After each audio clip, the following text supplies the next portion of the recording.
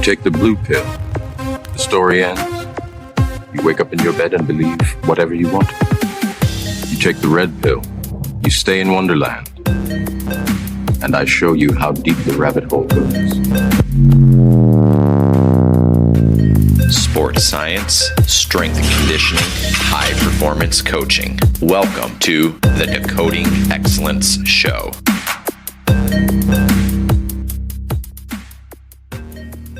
Today's episode of the Decoding Excellence Show is brought to you by the Central Virginia Sports Performance Community. If you haven't checked out cvasps.com/community, I highly suggest you do it.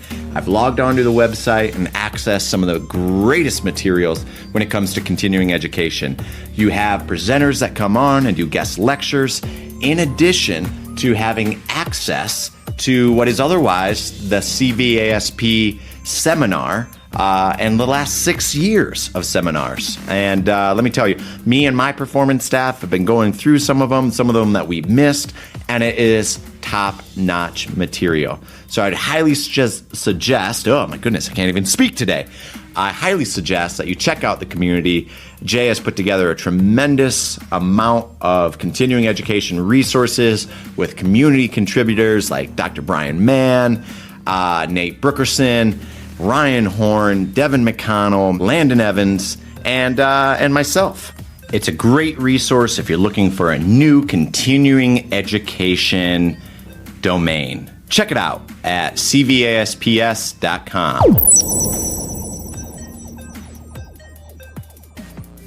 Hey everybody, welcome to this week's Decoding Excellence Show mini episode where we are turning the microphone around, and rather than inviting a guest on to talk about what their specialty is, I'm going to turn the microphone around and maybe have a little bit of a monologue and ask myself many of the same questions that I love to ask the guests on the show. So today will be a day of reflection, maybe some introspection, but I think it's a great exercise to be willing to answer the same questions that you're often asking other audience or guests. So today is another great episode. It will be a shorter episode, so bear with it. Another 20 to 30 minute mini episode.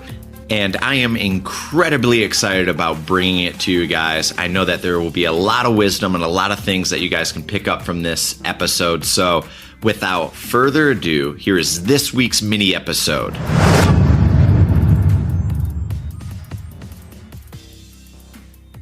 Hey everybody, this is Adam Ringler, the host of the Decoding Excellence Show. And thanks so much for tuning in for another week's installment of what is otherwise a mini episode, an experiment where I am turning the microphone around and either sharing little bits of wisdoms from what I've learned from the different guests that have come on our show, maybe some of the things I'm experimenting with, what I'm thinking throughout my day, throughout my week, and maybe some of the books and resources that I've been exploring over the last couple weeks. But today's mini episode is a bit different. So I'm really excited for this week's episode because what I'm going to do is turn the microphone around and ask myself many of the questions that I love to ask the guests who come on and star in the Decoding Excellence Show. So I thought this might make a great sort of distraction away from our typical scheduling and our typical interview fashion. And this is essentially the premise of what was last week's episode as well. So I'm excited to do it, and let's get into some of the questions. So the first question that I often ask my audience members and the guests that come onto our show is, how do you mentally prepare every day before you come into work to do your best work? And for me, that really depends, right? So my day, as of lately, just during this transitional period, has started sort of chaotically every morning, right? It's a little bit different. It's unpredictable. And that is just based on the logistics of what is otherwise the schedule that we have. But some of the things that I like to do, especially in my morning, like if you're familiar with collegiate strength conditioning, you often know that you will wake up way earlier than maybe your family. If you are maybe like an introvert like myself, right? Like you might actually enjoy that moment of quiet time before the hustle and the bustle of things get going. And that's certainly myself. And that's sort of the domain that I would put myself in as well. So one of the couple things that I do, obviously I wake up. If you want to really know the nuances of my morning, which I'm sure you don't, but let's explore it just so we maybe tease out some of the habits and the similarities between my day and your day or other high performance coaches out there. But I typically start with, I wake up, I brush my teeth, I get the coffee going or tea some mornings, and big fan of green tea or matcha. And probably over the last 5 years, really gone down a rabbit hole of exploring different yerba mates, which is another sort of caffeinated beverage, super caffeinated beverage, one that I really like with a little lemon in it.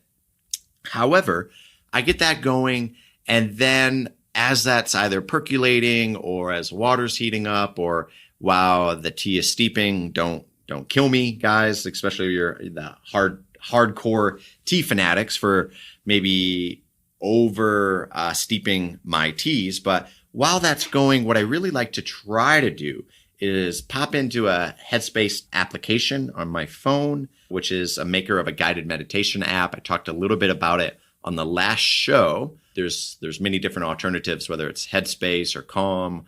And Kevin Rose, a Silicon Valley entrepreneur, is also coming out with a new app, also guided meditation, I think, TM app called Oak. So be on the lookout for that. I'm sure that's hitting Apple devices here soon. However, I try to go through a take 10 or a 10-minute meditation, essentially a priming exercise through my morning where I go through, try to focus on my breathing. I focus sort of on a body scan. I'm searching through my body where there might be tension. I try to come back to my breath. I try to just literally sit there and focus on just my breathing, which is challenging to do in the morning. Why? Because if you're a type A personality like myself, you wake up and you probably think of the hundreds of things that you need to do, want to do, have to get done before your morning starts. So that has been something that I've been exploring over the last 4 or 5 years of really trying to stay consistent with some guided meditation throughout my morning. And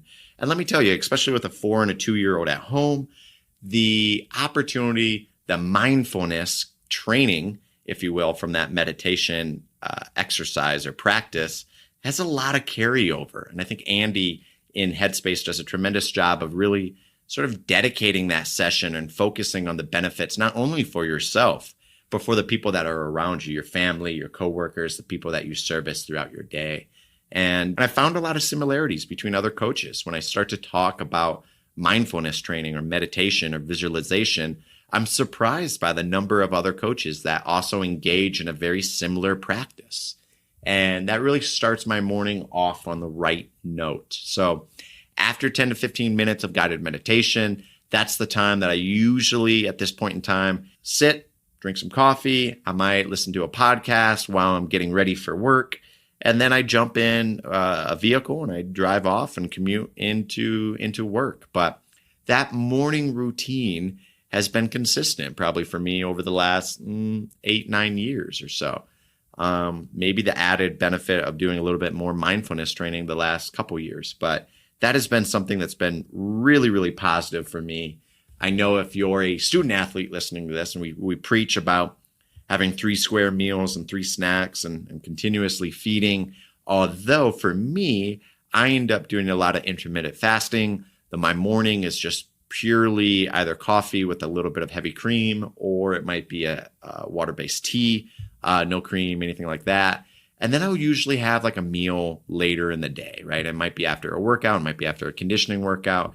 And that has worked for me for a while. And it seems to be going pretty well. And that's the way that I find myself preparing myself mentally throughout the day, or at least for the beginning of the day. And those are sort of the consistent patterns and routines that I often have.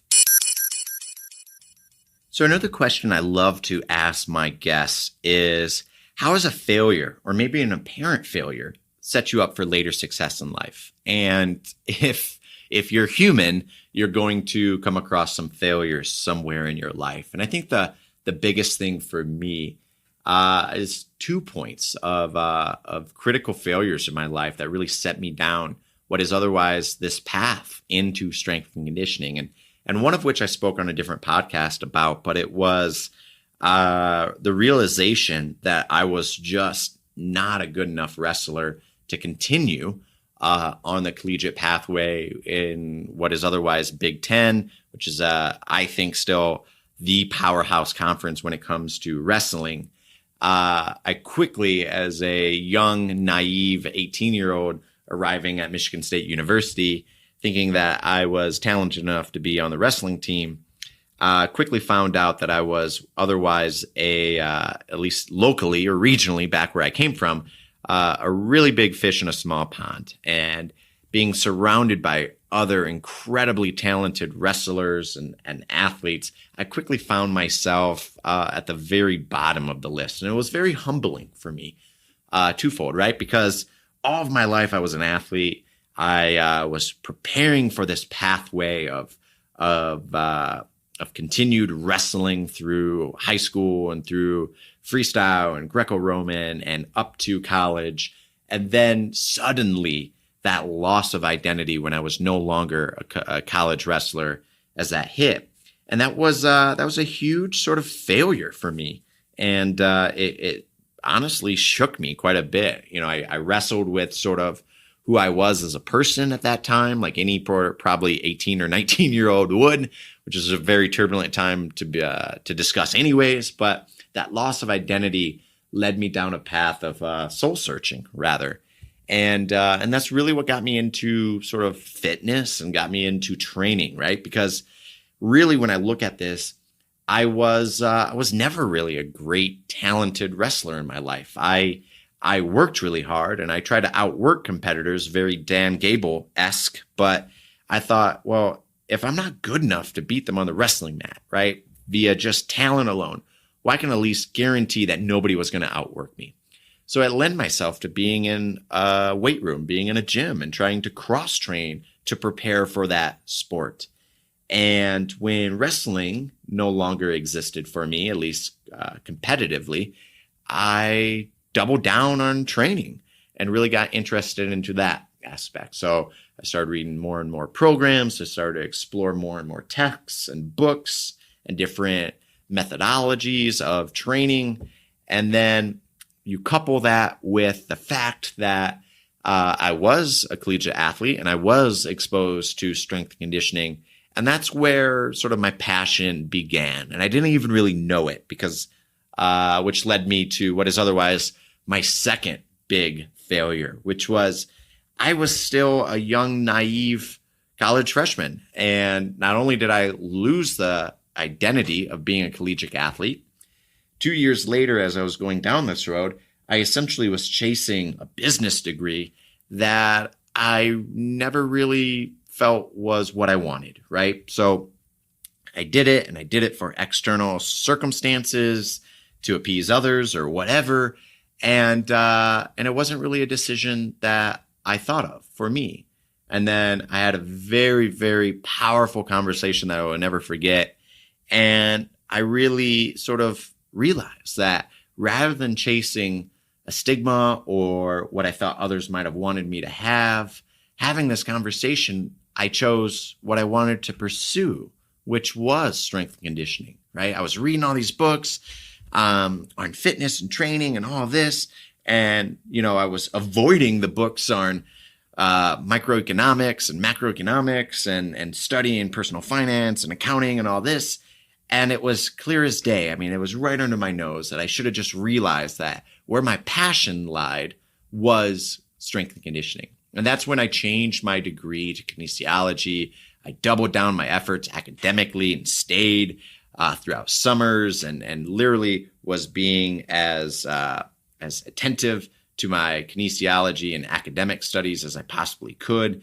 And that is where I chased my degree and ultimately began an internship and chased that, and was fortunate enough to have a college strength and conditioning coach, Red Wakeham at Michigan State, who took a chance on me and gave me an opportunity to try to cut my teeth and learn about college strength and conditioning. and remains a great mentor and a great friend today. And then I was fortunate enough to get a graduate assistantship, and the story goes on and on and on, right? But two otherwise very obvious failures that were rattling to me when I was told I wasn't just essentially smart enough or didn't have the grades to go to a business school.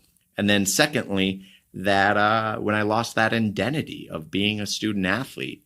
But honestly, without both of those things, I don't think I would be where I'm at right now.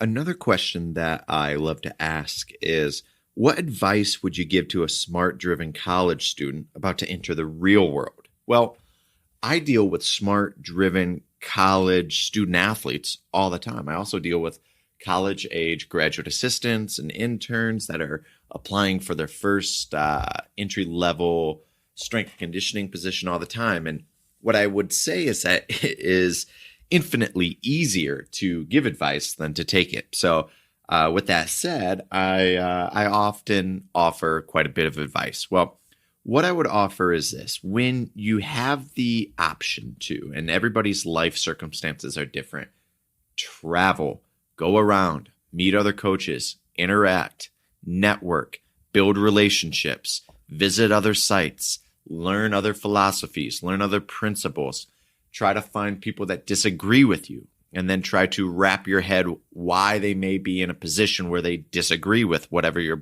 thought beliefs are. I think the more that you do this, the more that you visit other places, hear about other philosophies that are different to your own, very similar to the Bruce Lee quote, you can then absorb what is useful, discard what is useless, and then add what is specifically your own. But if you don't do that and you're not exposed to those other methodologies or philosophies, then I think you're missing out on a large portion of continuing education.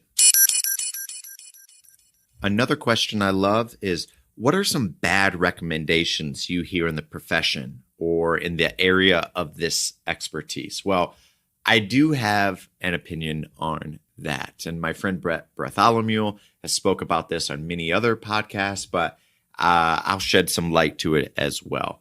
We are an industry that seems to want to glorify the fact that we work 20 hours in a given day, right? That if you're not on the floor coaching for those 20 hours, that you're not a coach. And as a consequence of this, right, we see many coaches that are either in poor health, that are facing burnout, that have lost friends, that have lost loved ones, that have lost family members because they put the job first.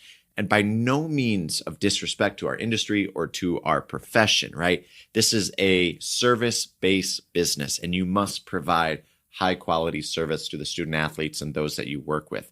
However, you also need to take care of your own health and your own relationships and your own family. So one of the advice that I hear given to people all the time is, whether it's being the first in and last out, which I admire that. Don't get me wrong. I think you need to pay your dues. You need to grind. You need to do whatever it is in the first part of your career. And hell, maybe even into the later parts of your career, right? Be willing to do what it takes to get the job done.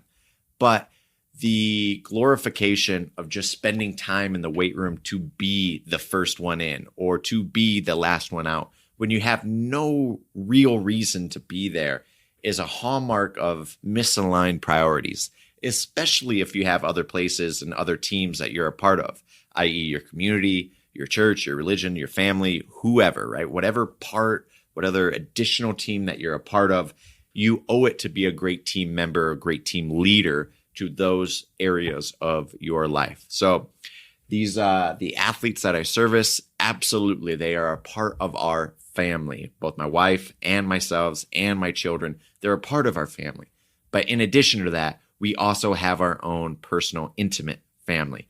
And a lot of times I hear so many coaches talk about having better relationships with the athletes that they service than their own wives, their own husbands, their own children. And above all, I think you do need to cultivate and you need to have those relationships with your family members. So if you don't have business or work to do in the weight room, then why are you coming in at 6 a.m. in the morning? If it's just to be there, that is terrible advice. The next question I'll ask myself is, what are some of the resources that helped you become more proficient in strength and conditioning and coaching? Well, I don't even know where to start with this question. I've made it a habit in my life to compile resources, right? Whether books, audio, videos, conversations with other coaches. So if I were to try to stand in front of you and say that I'm a self-made strength and conditioning coach, a self-made man, that would be a complete lie. I stand on the shoulders of giants. I know it's cliche to say, but it's true. I am the person I am because of the books that I've read and the resources I've consumed. So I don't know. I mean, that's a very challenging question. Obviously, I had mentors in my life, both at Michigan State University and elsewhere along my coaching journey. And like I said earlier, it's a little bit like that Bruce Lee quote. I've absorbed what is useful from the coaches and from the books and from the resources that I've read. I've discarded what I can't use, what I deem useless. And there's some things that other coaches might prioritize and say, this is the holy grail, where I've looked at and said, I don't know, maybe not for me, maybe not for my athletes, maybe not for where I'm at in my life. And then maybe thirdly, I've added what is specifically my own, and that is the personality and the inherent traits and characteristics and the personality that I bring to the floor. So I think it is a hallmark of self-realization. It's a hallmark of knowing yourself, who you are, who you're not, what your strengths, what your weaknesses are, hiring people around you to complement or check what are your weaknesses, and then really put a spotlight on the things that you do incredibly well, and put those in the forefront. So resources, books, I borrow from business, I borrow from personal development. Obviously, I've read the strength and conditioning classics.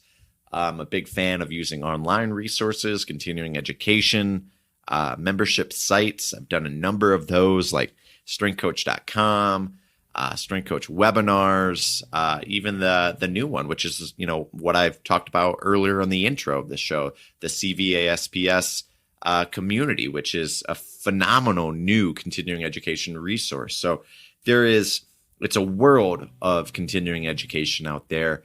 The problem is there's a lot of noise and not a lot of signal. So rather than being maybe a pioneer to one of these continuing education resources, you should be a settler. You should wait. You should sort of test the waters.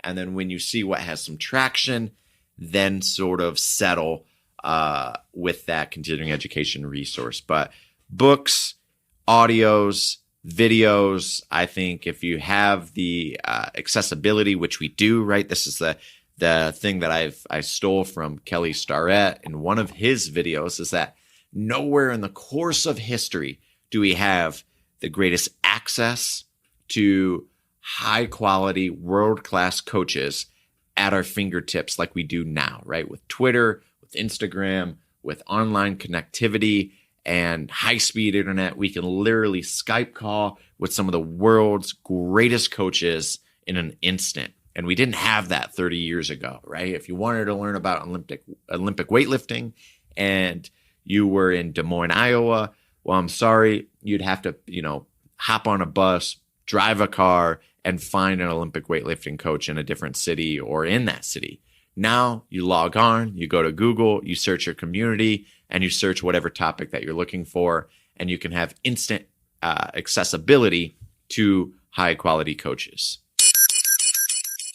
Another question I ask my guests all the time is, what is an unusual habit or an absurd thing that you love?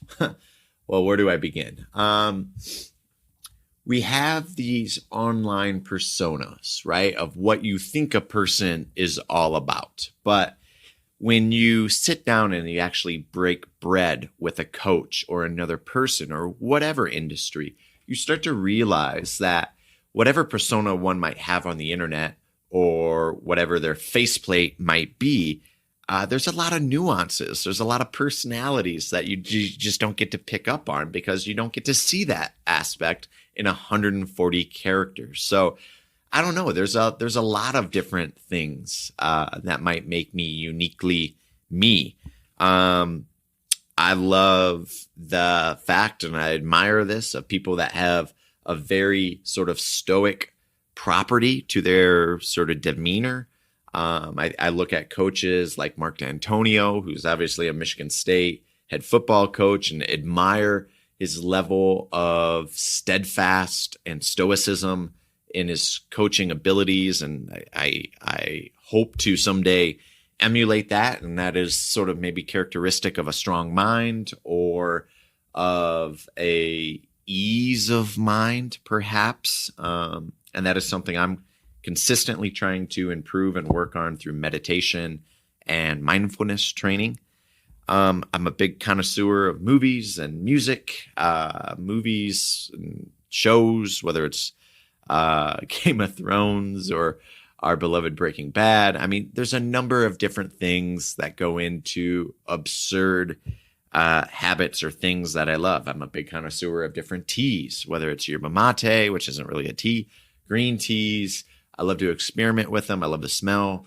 Although I'm not the biggest fan of the flavors without a little bit of lemon flavoring. So that is something I'm trying to become more of a connoisseur of, because I do love the ritual of making tea, of sitting down for tea. It's just that I don't necessarily like the flavor, which is, a large part of consuming tea. So that's sort of absurd. As I get closer towards the end of the show, some of the questions that I start to wrap up the show is that in the last 5 years, let's say, maybe 3 to 5 years, what have you become better at saying no to, whether it's distractions or invitations or etc.? And if so, what are some new realizations or approaches that have helped you, or tips that have helped you decline invitations, which sort of seems bizarre. Why would you want to decline any invitation? Well, one of the people that I borrow a lot of resources and sort of thoughts from is Derek Sivers. And he's been on a number of different podcasts, not a strength and conditioning coach, an entrepreneur, actually the founder and CEO of CD Baby, went on to make millions and millions of dollars and now is living the good life. But nonetheless, he has a very interesting personal philosophy. And one of the things that he accredits that philosophy to, or his sort of where he got in his life, is the fact that he literally just said yes to everything. Like, do you want to do this gig? Yes. Do you want to play it for $5? Yes. Do you want to go and do this side gig? Absolutely. Credits it just his willingness to say yes to anything and everything. Well, what challenging is, I think sometimes, especially when you do that for a while, and I was probably certainly the same way, yes, yes, yes, yes to everything in my life, that you begin to very quickly deprioritize yourself and maybe people around you. And I think as you have more responsibilities and things you need to do, you need to be very strategic about what you do, what are high sort of reward or high return activities, and what are low ROIs or return on that investment activities as well. So, there will be times where it'd be great. Hey, could you come out? Could you do this speaking engagement? Could you come do this or do that? And really what I try to do is weigh it in sort of the ideology of, when I'm thinking about it, I understand that my time is limited, and time is something that you can absolutely not get back, right? Money, financial gains, whatever it might be, professional gains or losses, whatever, right? You can make that up, you can lose, whatever. But time is something that absolutely, no matter how rich or how poor, what your status is, you'll never be able to get that time back. So, a lot of the times I think of this. I read a lot of Stoic philosophy, and one of my favorite sort of authors were Marcus Aurelius and his private wartime journals. And what I really love in one of his writings was the idea of what is otherwise memento mori, which is a philosophy, or at least a thought, that you could leave life right now. The very breath that you're taking could be your very last breath ever. And I know it's sort of morbid to think about, but if that were the case, what would you want to be doing? And a lot of the times it would either be, I want to be doing my best work, or I would want to be surrounded by my loved ones, my children, my wife, my family.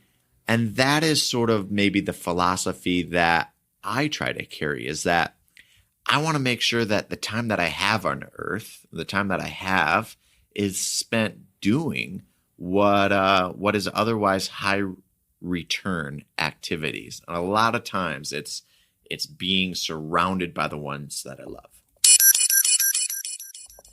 My last question that I will wrap up most shows with is just that when you feel overwhelmed or unfocused, what are some of the activities, or what have you done to help regain that focus?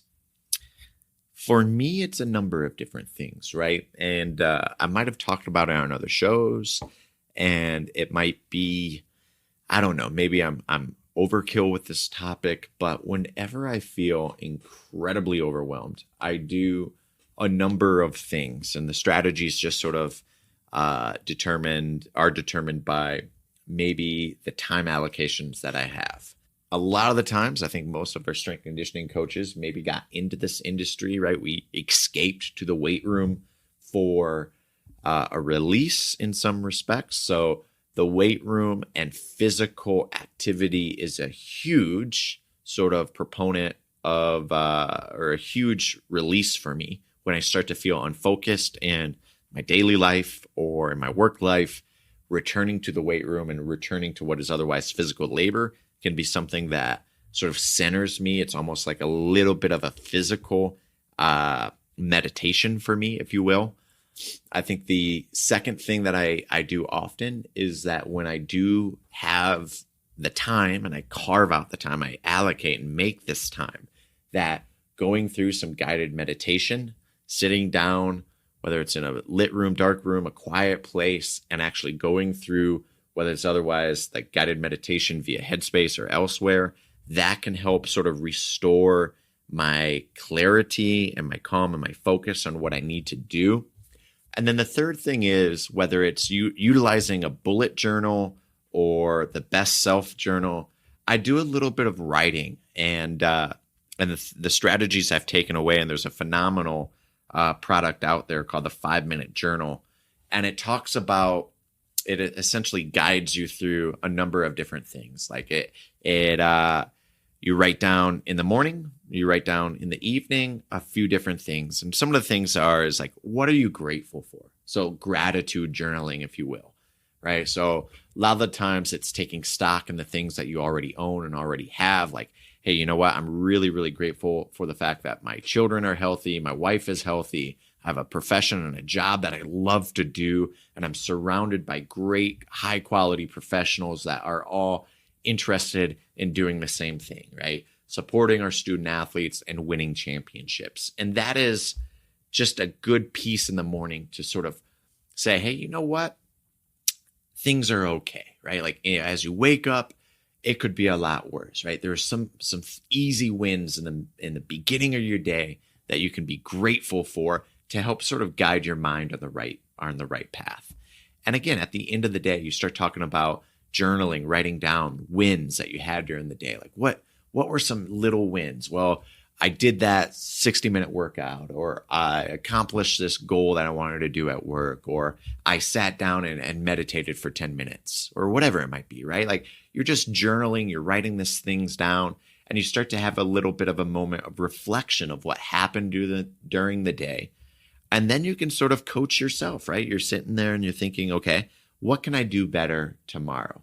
So you're starting to align what you did in reflection with ways of improvement. And this journaling every night, while it takes 3 to 5 minutes for me, has been a powerful thing to help me understand where and when I'm utilizing my time wisely, where and when I'm not, and help aligning myself under those high strategic, high return on investment activities that will help continue to hopefully lead me down a pathway of good fortune and my best work.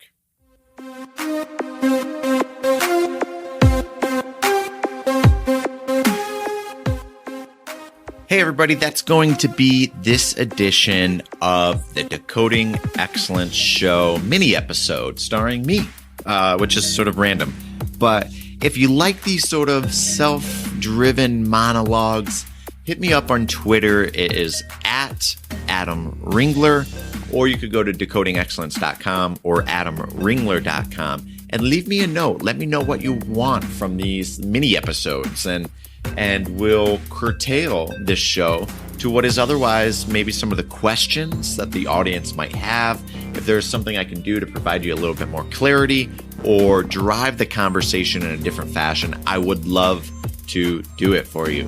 You guys are my muse. You guys are what I cater to. This is a show which is sort of an interest only to you guys, and I want to make sure that the show reflects that. So if there's anything I can do for the audience, please let me know. I would love to help drive the conversation towards that direction and help provide some answers, or at least maybe ask them some more confusing questions that might make you think a little bit, because that's the nature of the show. We want to think, we want to start to decode and better understand what goes into excellence performance, and that takes a lot of reflection. So thank you guys again so much. I look forward so much to having some great participants and guests coming on the Decoding Excellence Show here soon. So keep your eyes out on new episodes. And until then, thank you.